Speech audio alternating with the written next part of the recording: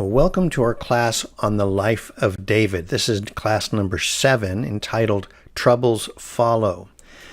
If we were in class, we would be breaking into small groups of 3 or so and share something that you learned from the McGee book, chapter 7, A Man After God's Own Heart. But you and I, we're going to go ahead and jump up forward and recite Psalm 23, verses 1 through 6 together. And forgive me if I have to look at my notes. I don't have it down perfect quite yet. Let's say it together. The Lord is my shepherd. I shall not want. He makes me lie down in green pastures. He leads me beside the still waters. He restores my soul. He leads me in paths of righteousness for his name's sake. Yea, though I walk through the valley of the shadow of death, I will fear no evil, for you are with me. Your rod and your staff, they comfort me. Okay. You prepare a table before me in the presence of my enemies. You anoint my head with oil. My cup runs over. Surely goodness and mercy shall follow me all the days of my life, and I will dwell in the house of the Lord forever. Okay. Now, I don't know if you remember, but McGee suggested that this psalm might have been written in his old age. I wonder if what David wrote might have been written after the things that went on with what we're going to do today, which is Absalom, about you preparing a table before me in the presence of my enemies. By the way, just regarding the little clip art that I sent out last week, it was drawn by Greg Laurie, and he drew it in 1973. It was part of the Rejoice in Jesus Always songbook, and you can find it at the bottom of the song titled Surely Goodness. What do you think that's about? That's from Psalm 23. Surely goodness and mercy shall follow me. I won't sing anymore. Okay, so on with our study. We've titled our study Troubles Follow. This is from 2 Samuel 13 through 20. David has sinned. He committed adultery with Bathsheba and then killed her husband Uriah in order to cover it up. But God knew. God sent the prophet Nathan to confront David, and David quit trying to cover his sin and instead turned to God to confess his sin. God forgave David, but there would still be consequences for David's sin. That's troubles, that is. And that's what we're going to see this week. So chapter 13, verses 1 through 14. I'm calling this section Tamar's Rape. Verse 1, after this, Absalom, the son of David, had a lovely sister whose name was Tamar, and Amnon, the son of David, loved her. Now, Absalom, Tamar, and Amnon, they're all 3 children of David. 2 of them are full siblings. Absalom and Tamar are siblings. They've got the same mother, but Amnon has a different mother. And so they're all children of David. Verse 2, Amnon was so distressed over his sister Tamar that he became sick, for she was a virgin, and it was improper for Amnon to do anything to her. It says he became sick. And the lesson, I want to call this lesson Confronting Lust. We're going to see that Amnon's love for Tamar is probably better described as lust.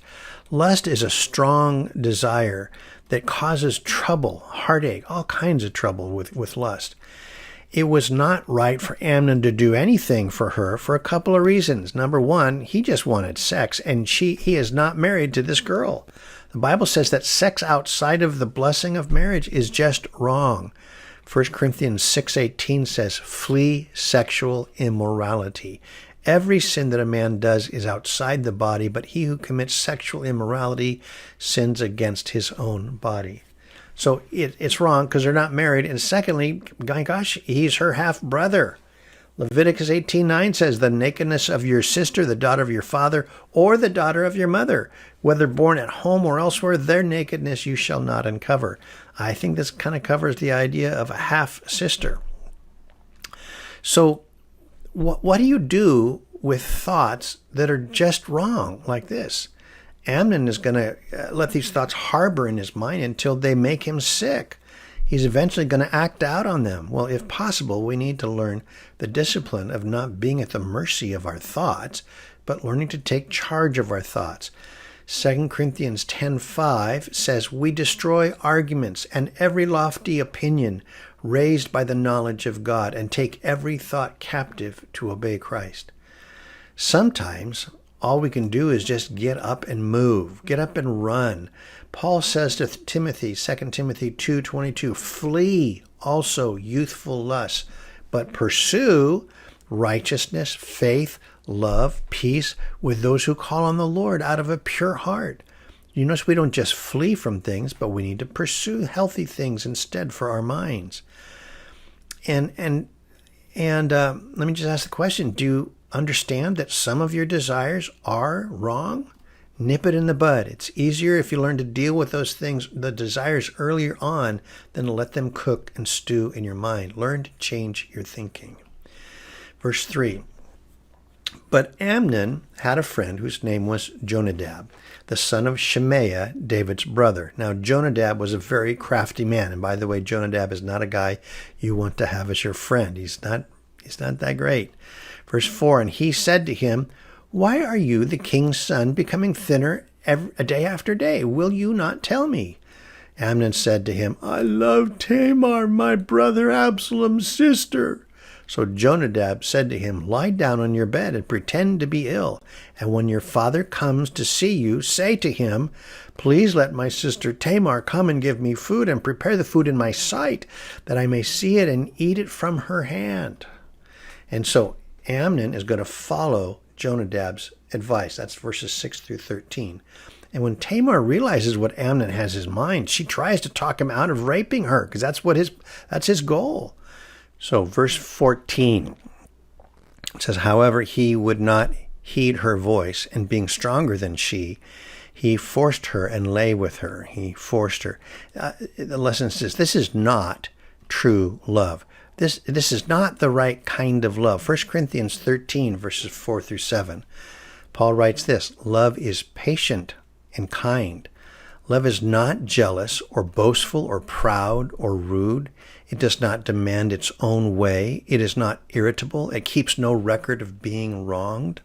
It does not rejoice about injustice, but rejoices whenever the truth wins out. Love never gives up, never loses faith, is always hopeful, and endures through every circumstance." Amnon does not love Tamar. He lusts for her.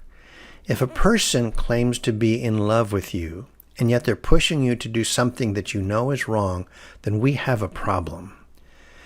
The right kind of love is focused on what is right. The right kind of love is willing to wait.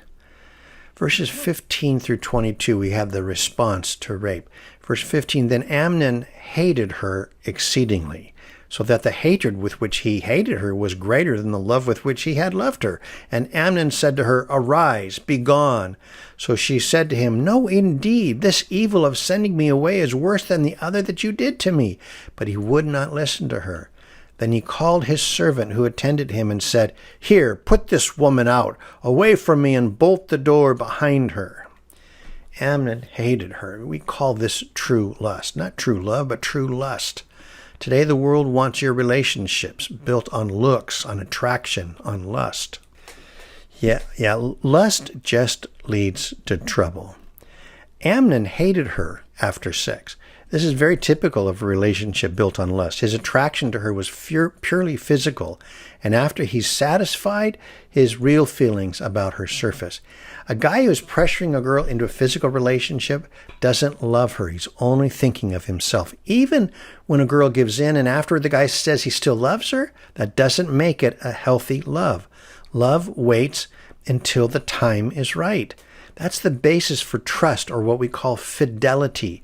In other words, and this is important in marriage, I know that I can trust you after we get married to say no to other temptations like sex with other people, because you were able to make right choices, like saying no for now. You made right choices before we got married. This is the basis for trust. Verse 18, "Now she had on a robe of many colors, for the king's virgin daughters wore such apparel. And his servant put her out and bolted the door behind her. Then Tamar put ashes on her head and tore her robe of many colors that was on her, and laid her hand on her head and went away crying bitterly. She tore her robe. I find it interesting that instead of trying to cover up what happened, she openly displays the bad things that have happened to her. She is no longer a virgin daughter of the king. And the lesson here is this: purity's treasure. Our society doesn't even get this. See, God is the creator of sex. He created it to be enjoyed, but to be enjoyed within the bounds of marriage. He designed it to function at its best when it's between two people who truly love each other. And God's idea of love is a marriage. God's idea of love in marriage is a lifelong commitment and trust. Lifelong commitment. And because of this, maintaining virginity until marriage is a great, great blessing to that marriage. Years ago, I heard Dr. Dobson explain that as if a person's sexual nature was worth $1 million. Every time you have sex with another person, you are taking half of your treasure and giving it to them. When you're married to that person, well, the treasure stays within the family. But when you are not married, you've just lost half your fortune. And the value of your sexual nature is now worth $500,000. And when you have sex with another person, it's now worth $250,000. And it goes on and on and on until sex becomes something cheap and filthy. And instead of priceless in beauty, virginity is a treasure. Faithfulness to your marriage is priceless. Verse 20, and Absalom, her brother, said to her, has Amnon, your brother, been with you? But now hold your peace, my sister. He is your brother. Do not take this thing to heart. So Tamar remained desolate in her brother Absalom's house. And so apparently Absalom has a clue about what's been happening, and he puts two and two together. Verse 21, but when King David heard of all these things, he was very angry. And Absalom spoke to his brother Amnon, verse 22, neither good nor bad, for Absalom hated Amnon because he had forced his sister Tamar. It says David heard all these things. So David knew what had happened. This has not been hidden from him. Yet apparently all that he does is get mad. Now here's a quiz alert. If you're going to take the quiz, pay attention here. Write down these next two words. It's going to help you. It'll help you. This is what the quiz is. I'm going to call this lesson here incomplete response. Incomplete response. There's a people skill that I know that I don't do very well with. It's called conflict resolution. How do you deal with conflict? How do you deal with problems around you, or maybe problems between people? Both David and Absalom both respond by not responding. David gets angry but does nothing about it. And Absalom just flat out hates Amnon and doesn't talk about it. Now, I can certainly understand David's place. Sometimes you just don't know how to respond to a situation. Sometimes it's better not to respond than to respond the wrong way. Could be that David can't stand to think of what he should be doing, because as the king, isn't he the one who should be enforcing the law of Moses? Leviticus 20:17 says, if a man takes his sister or his father's daughter or his mother's daughter and sees her nakedness, and she sees his nakedness, it is a wicked thing. They shall be cut off in the sight of their people. He has uncovered his sister's nakedness. He shall bear his guilt. Being cut off could mean banishment, or it could mean death. I imagine that neither of these seems quite acceptable to David. It could be that David is thinking about his own life, and he might feel that maybe he's to blame. We don't know that he actually forced himself on Bathsheba, but he did commit adultery, and he tried to cover it up with murder, and God spared his life. How could he turn around and have his own son put to death or banished? Perhaps David doesn't think he has the moral ground to do what's right because he himself had failed. The problem is that David's inaction will bring about a simmering bitterness in Absalom, one that will result in murder. So chapter 13, verses 20 3 through 29, Absalom's revenge. It came to pass after 2 full years that Absalom had sheep shearers in Baal Hatzor, which is near Ephraim. So Absalom invited all the king's sons. 2 years later, Absalom's going to do something about his sister being raped. And the lesson here is about long grudges. Sometimes when you're having a conflict with another person, it's okay to let things cool down. Sometimes things can be more easily resolved if you let the emotions cool off. But if you wait too long, bitterness grows. One day, a visitor leaning on an old fence around a farm, he was watching an old farmer silently plowing with a mule. After a while, the visitor said, I don't like to tell you how to run your business, but you would not have to work so hard if you would just say gee or ha to that mule instead of just tugging on those lines. The old farmer stopped, pulled a big handkerchief from his pocket and wiped his face. Then he said, reckon you're right, but this animal kicked me 5 years ago and I ain't spoke to him since. Holding a grudge. Paul wrote in Ephesians 4:26 and 27, be angry and do not sin. Do not let the sun go down on your wrath, nor give place to the devil. I don't think this means you have to resolve every problem before midnight. But the longer you wait to resolve things, the creepier things get. People's recollections change. We tend to only remember certain things, and we mistakenly remember other things. I know this. I've watched this. We remember things that make us feel justified in our position, and the other person does the same thing. The longer you wait, the stranger things will become, and the harder it will be to resolve things. And Satan has a foothold. Now it says that he had sheep shearers in Baal Hatzor. Times for shearing sheep was normally a time of celebration and partying. And Baal Hatzor is about 15 miles north of Jerusalem. It's a good day's journey from home. And so Absalom's going to invite David and all his sons and all his servants to come to a sheep shearing party. And David doesn't go, but he does allow Amnon to go. And Absalom has Amnon killed after he's drunk. And everyone at the party flees. Now, initially there's a rumor that all of David's sons are killed, but finally they find out that only Amnon was killed. Verse 37, But Absalom fled and went to Talmai, the son of Ammihud, king of Geshur, and David mourned for his son every day. So Absalom fled and went to Geshur and was there 3 years. He went to Geshur. Talmai, he goes to Talmai. That's Absalom's grandfather. He's the father of Absalom's mother, Maacah. And so Absalom's in trouble. Where does he go? He goes to Grandpa's house. Geshur, this is interesting. I was so excited when I found this out. Geshur overlooks the Sea of Galilee. It's about 80 miles from Jerusalem. It was a pagan city in David's day. This picture here, this is from 2017. We were stopped here by the gates of the city of Geshur. In Jesus' day, the city was known as Bethsaida. This is the home of Peter, where Peter's from, Peter and Andrew. Bethsaida is the same as Geshur. That's interesting. Verse 39, and King David longed to go to Absalom, for he had been comforted concerning Amnon because he was dead. So eventually, David gets over Amnon's death, but David begins to regret not having lost one son, but two. And we are seeing more of the consequences of David's sins. David's sons have learned from their father. David committed adultery. Amnon rapes his sister. David killed Uriah. Absalom kills Amnon. I think that some of us might be afraid that our children might copy our sins. When they're old enough, we need to be open about our failings, even with our kids.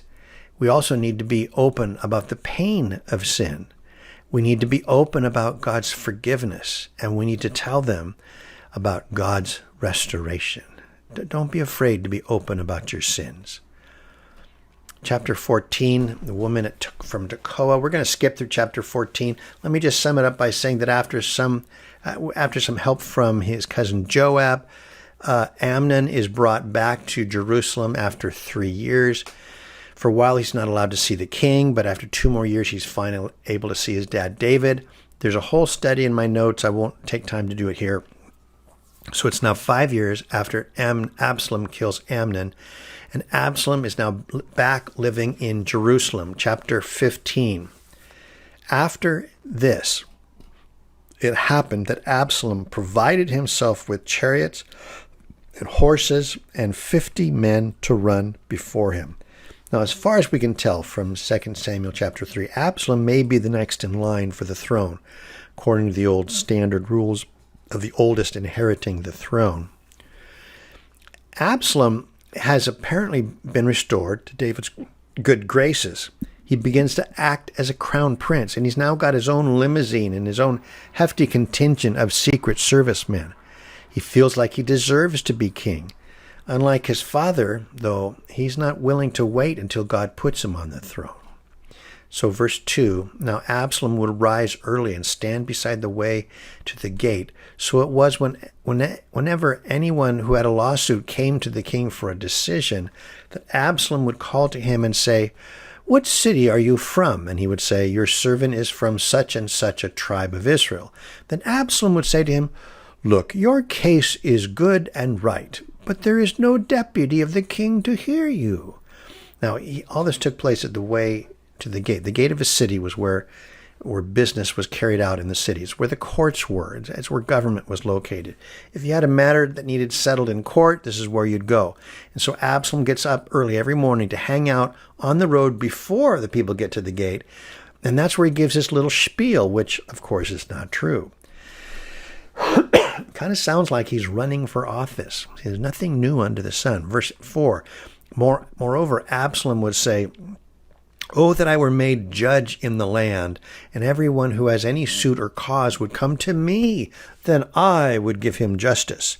And so it was, whenever anyone came near to bow down to him, that he would put out his hand and take him and kiss him. In this manner, Absalom acted toward all Israel who came to the king for judgment. So Absalom stole the hearts of the men of Israel. The lesson here, I would call it the sweet talker. There is a danger when someone tells you all the things you want to hear. Sometimes they are right, but sometimes they're going to be the next Absalom in your life. They'll get your friendship, your vote, and tell you what you want to hear only to gain power. Watch out for the Absalom around you. He's the one who criticizes the boss. He's the one pushing his own agenda.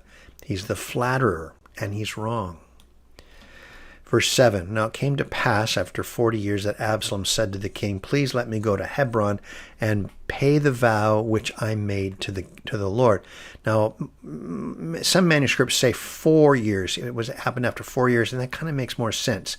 Most modern Bibles will translate it this way, as 4 years. Verse 8, "For your servant took a vow while I dwelt at Geshur in Syria, saying, if the Lord indeed brings me back to Jerusalem, then I will serve the Lord." And the king said to him, "Go in peace." So he rose and went to Hebron. Now, he says your servant took a vow. Yeah, he was living with grandpa. And while I did that, I took this vow. I'm going to serve God if I just go back to Jerusalem. I'm going to call this lesson pseudo-spiritual. There are two possibilities here. Number one is maybe he really did make a vow to the Lord. It's possible that he's deceived into thinking that God is on his side. The problem is that he's doing it wrong. This is not the way God works. God's way is to support those in authority over you, not to destroy them. God's way is to let him handle the things you don't agree with. These are the things that David did when Saul was king. David tried his best to support Saul until he finally ended up running for his life. David didn't take things into his own hands and kill Saul, even when the opportunity presented itself. So the other possibility is that he's lying. And I kind of tend to think this is probably the case. There are people who will use religious talk to try and persuade you. How do I know the real truth? Well, that's hard sometimes. Jesus said, look at the fruit. He said, you'll know them by their fruits. And we're going to see Absalom's fruit real quick here. And so it says he went to Hebron. He's going to hatch a plot to overthrow his dad and become king. Now, Hebron is about 18 miles south of Jerusalem. And he's going to go a little distance from his dad so he can get his plans together and not worry about David finding out. Hebron was where Absalom was born, and this is where David first became king over the tribe of Judah. That's Hebron. So verse 10, then Absalom sent spies throughout all the tribe of Israel, saying, as soon as you hear the sound of the trumpet, then you shall say, Absalom reigns in Hebron. Now, this isn't something that's going to take place in a few days. This plot must have taken quite a bit of time to put together. Verse 11, and with Absalom went 200 men invited from Jerusalem, and they went along innocently and did not know anything. Then Absalom sent for Ahithophel the Gilonite, David's counselor, from his city, from Gilo, while he offered sacrifices. And the conspiracy grew strong, for the people with Amnon continually increased in number. Ahithophel the Gilonite. Now, so Ahithophel's from Gilo. It's a town in the hills, which is right between Jerusalem and Hebron, but it's still up in the hills there. Ahithophel is the guy we might call the Uber counselor, because it's getting advice from him is like getting advice from God. When he speaks, people listen. He's super smart. He's also the grandfather to Bathsheba. And it's very possible that he was greatly offended when David committed adultery with his granddaughter and killed her husband Uriah. And when Absalom invites him into the plot, he accepts. He says, oh yeah, overthrow David, I'm all in. David would write two psalms about Ahithophel's betrayal. You can look these up later, Psalm 55 and Psalm 41.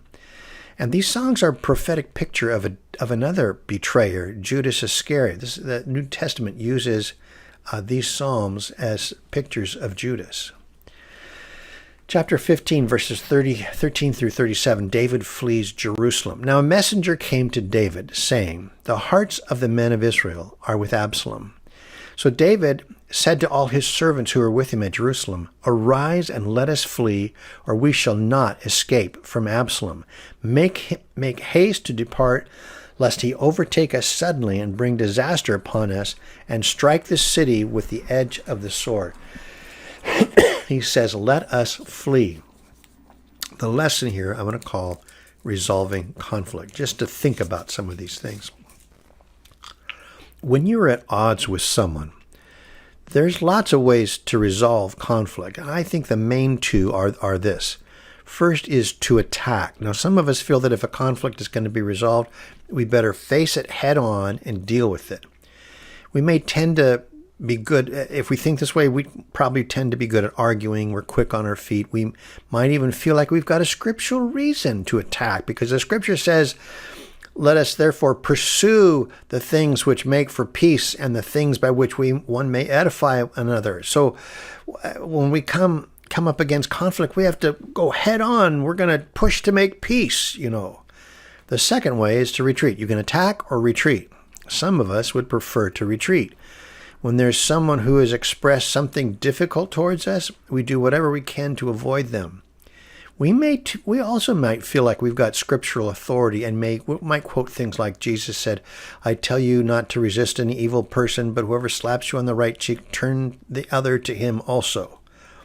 Now, when two attack people are married to each other, expect sparks to fly.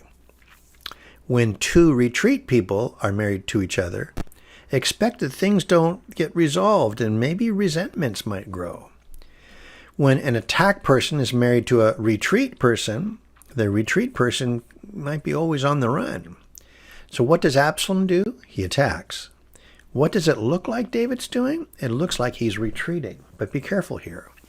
David may be backing off for now for the sake of the city and for his family, but he will catch his breath and deal with the situation. Kenny Rogers used to have a song that had the line in it, know when to hold 'em and know when to fold 'em. See, you got to know when it's right to push forward head on. You need to know that there's going to be a time when you need to back off. Resolving conflict is a tricky, difficult thing. I'm not sure there's a pat answer to it. I think sometimes it's good to back off enough to let emotions calm down, but you can't retreat forever. It's good to learn how to go head to head and resolve things peacefully until the problem is fixed. If you only resolve conflict by running from the problem, you may not really be resolving anything. So in verses 15 through 37 of chapter 15,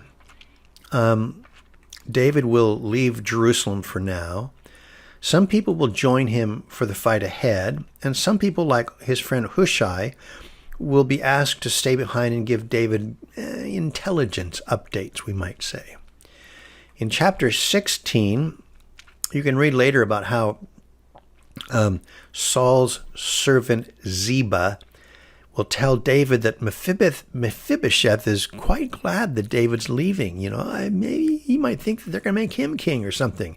And actually, I think that's kind of questionable. I don't quite believe that. But you can also read about another relative of Saul named Shimei, who is cursing David as he leaves. And David is merciful in the face of these cruel words. And all of this stuff is in my notes, but I don't have time for it now.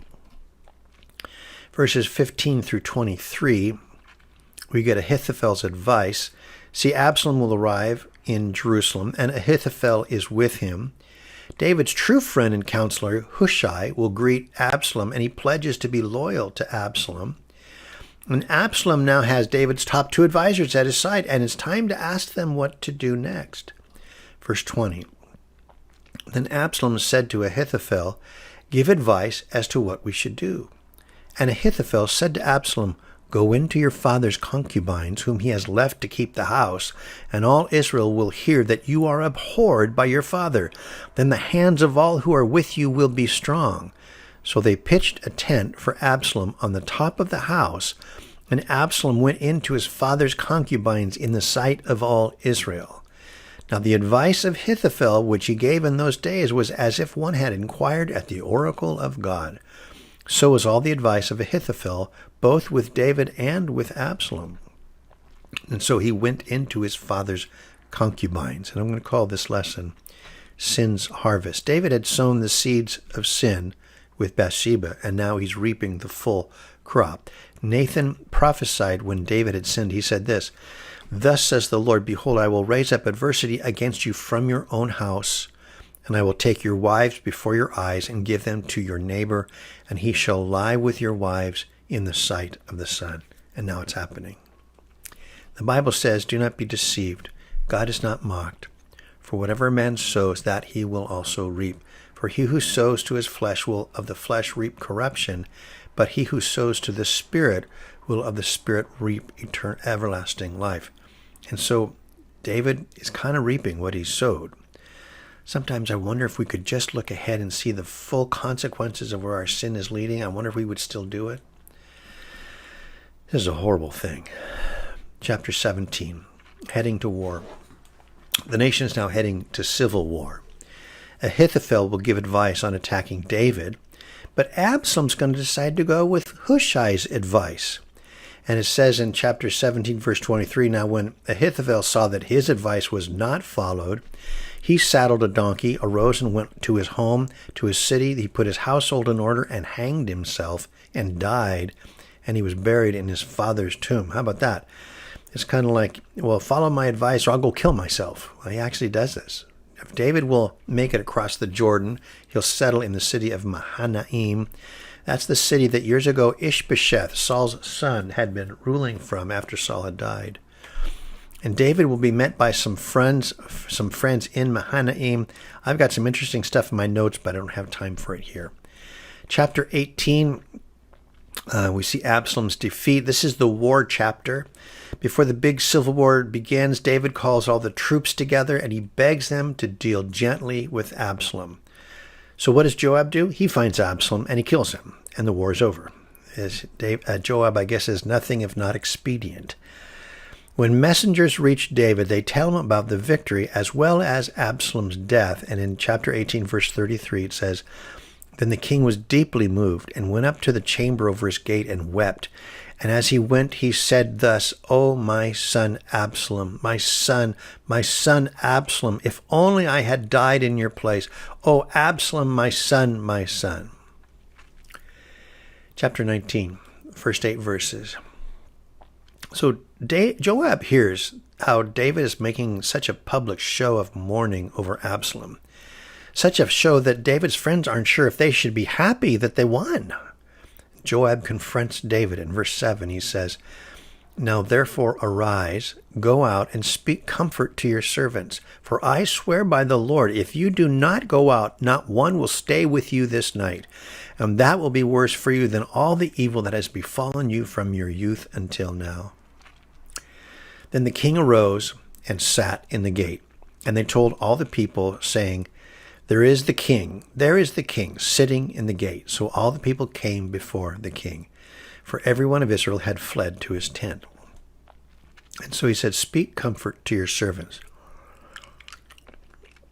I'm going to call the lesson here, leadership burdens. David would rather go off and mourn over his son, but he needs to wipe away his tears and instead encourage his people. As a leader, you don't always have the same kinds of luxuries that others have. You don't have the luxury of grieving over the loss of a son. Others can do that, but David isn't allowed that luxury. The priests had similar restrictions placed on them. When other people lost loved ones, they went through their grieving. They touched the dead body, prepare it for burial, things that would make people unclean for a period of time, but not so with the priests. The high priest couldn't even do any of this stuff for his own mother and father. That's in Leviticus 21. My point is this: there are times in ministry where you just want to run away and hide. It might be personal struggles that you're facing. Maybe it's struggling with things like depression. It might be difficulties in your family. It might be difficulties with people in the church. And don't get me wrong, there are times to take a break. But when you are in a leadership role, there are also times when you need to learn to, and forgive me for saying this, but you need to learn to suck it up and serve. This is part of the burden of being a leader. A husband and a wife, they rose one Sunday morning, and the wife gets dressed for church, and it's just about time for the service when she notices her husband hasn't moved a finger toward even getting dressed. Perplexed, she says, "Why aren't you getting dressed for church?" And he said, "Because I don't want to go." And she said, "Do you have a good reason?" And he said, "Yes, I have 3 good reasons. First, the people there are cold. Second, no one likes me. And third, I just don't want to go." The wife replied wisely, "Well, honey, I have 3 reasons why you should go. First, the people there are actually quite warm. And second, there are a few people there who like you. And third, you're the pastor. Get dressed." I can't tell you how real that silly joke is. It's real. This is life. Now it says in verse 8, so he gets up and he goes out and he sits in the gate. There is the king sitting in the gate. And I want to call the lesson here, the end of mourning. The end of mourning, mourning. I think there also comes a time when we need to learn to put an end to mourning and move forward. Excessive mourning will eventually affect those around you in the wrong way. David is warned that the people are all leaving him because of his excessive mourning. It might be our mourning for a lost one like David, or our mourning over a sin we committed a long time ago. And please don't misunderstand me. Mourning is very appropriate in its place and in its time. Jesus said, "Blessed are those who mourn, for they shall be comforted." I think there are going to be, in some situation, we will always have a small taste of mourning as a reminder of what we've lost. But at some point, the mourning becomes more about me than about the thing that I'm mourning over. There's a super ministry that some of you might need to check out. You can find them online, and they've got groups all over the place. It's called Grief Share, and it can help you get through these times of mourning, to put in the work that you need to do to move forward. David wrote this in Psalm 30, verse 5. He said, "For his anger is but for a moment, his favor is for life.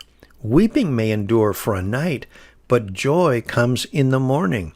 Now, in the same chapter, he says in verses 11 and 12, "You have turned for me my mourning into dancing. You have put off my sackcloth and clothed me with gladness, to the end that my glory may sing praise to you and not be silent. O Lord my God, I will give thanks to you forever. In chapter 19, verses 9 through 43, David returns. The whole rest of the chapter is about David and his people being brought back into Jerusalem. Chapter 20, verses 1 through 26, after David is back in Jerusalem, there's going to be another short rebellion by a man named Sheba, who's from the tribe of Benjamin. And Joab will lead an army and put down the rebellion. And there's lots more in those chapters, but they're all in my notes if you want to look it up. Absalom's rebellion might make us ask this question about our trials. Is this my fault? Is this my fault? One of the things I'm concerned about today is that you'll get the idea that all the troubles that you might be going through are only a result of your sin, as if you're reaping what you've sowed. And though we can do an entire study on this issue alone, let me just give you a couple of suggestions of what might be going on with your trials. Number one is this. Yes, it is my fault.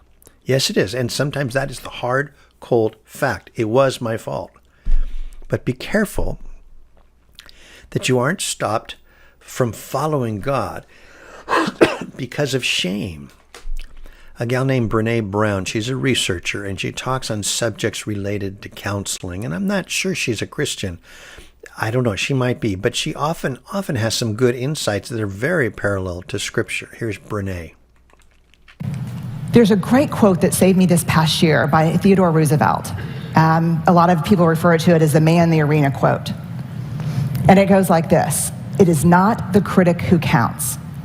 It is not the man who sits and points out how the doer of deeds could have done things better and how he falls and stumbles. The credit goes to the man in the arena, whose face is marred with dust and blood and sweat.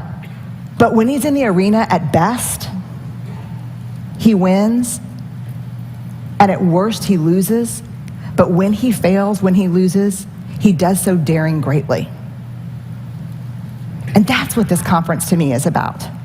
That's what life is about daring greatly, about being in the arena. When you walk up to that arena and you put your hand on the door and you think, I'm going in and I'm going to try this, shame is the gremlin who says, you're not good enough. You never finished that MBA. Your wife left you. I know your dad really wasn't in Luxembourg, he was in Sing Sing. I know there's things that happened to you growing up. I know you don't think that you're pretty enough or smart enough or talented enough or powerful enough. I know your dad never paid attention even when you made CFO. Shame is that thing. And then if we can quiet it down and walk in and say, I'm gonna do this,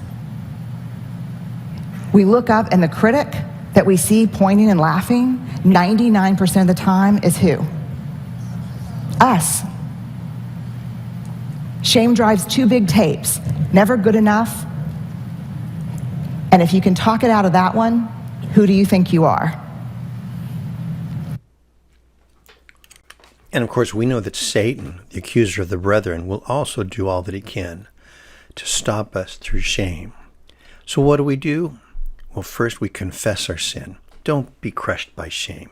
Do what David did. In Psalm 32, verse 5, he said, I acknowledge my sin to you, and my iniquity I have not hidden.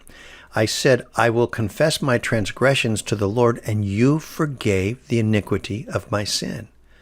We also need to just simply trust him. We need to trust that he knows what he's doing. David wrote Psalm 3. You can read the whole psalm after this. But he wrote Psalm 3 when he was fleeing from Absalom. In verses 3 through 6, Psalm 3, he says, But you, O Lord, are a shield for me, my glory, and the one who lifts up my head. I cried to the Lord with my voice, and he heard me from his holy hill. I lay down and slept. I awoke, for the Lord sustained me. I will not be afraid of 10,000s of people who have set themselves against me all around. You might think that David might be just burdened down with shame. No. This whole episode, he is trusting God through this, trying his best. So confess, trust, learn your lessons. Is there something you need to learn through this? And move forward. Move forward. You see David doing that. He's not just stuck in one place. He's moving forward. Now, so maybe number one, is it my fault? Well, yeah, maybe it's my fault. Number two, maybe it is the world. Sometimes the problems we face come from the fact that we live in a fallen, sinful world that opposes God. People all around us are making stupid decisions, and sometimes we get caught up as collateral damage. Peter says, 1 Peter 4, 12 through 13, "Dear friends, don't be surprised at the fiery trials you are going through, as if something strange were happening to you.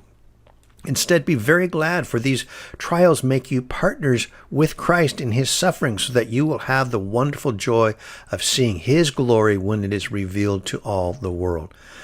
Sometimes the pain we experience is simply because we're followers of Jesus and we live in a fallen world.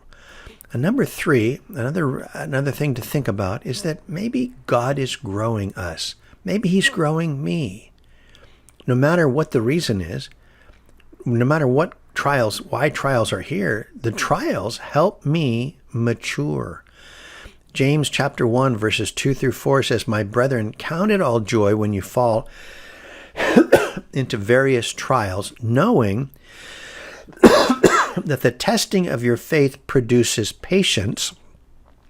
But let patience have its perfect work, that you may be perfect and complete, lacking nothing." Our struggles grow our patience muscles. It grows our patience muscles. The Greek word used here for patience is hupomone, which literally means to remain under. And it speaks of a person who will not be sidetracked from God's purpose. No matter what comes, I'm going to keep doing it. I'm going to remain under God's task for me. And patience produces maturity, that we would be perfect and complete. It's about learning to grow up as a believer. Is it my fault? Well, maybe it is, but do what you need to do. Let God grow you. Okay, so let's do the quiz. So from the lecture, number one is blank response. How cryptic is that? Blank response. Well, if you wrote down the words, you know. Blank response. And from your memorization, fill in the blank. Surely goodness and blank shall follow me. Surely goodness and blank shall follow me. That's the quiz. That's the quiz. Now, on to homework. I want you to read McGee chapter 9. This is our last week of homework. McGee chapter 9, David's greatest sin, and review Psalm 23. Review it over and over again. I try to do it in the morning when I'm first getting up and having my quiet time. I just repeat it. Repeat it out loud. Try reciting it to a friend. And maybe think about, be prepared to answer this question: what encourages you the most in Psalm 23 right now? So, with that, let me leave you with this. I pray that the Lord would bless you and keep you, that he would make his face shine on you and be gracious to you, that he'd lift up his countenance on you and give you his peace. Amen.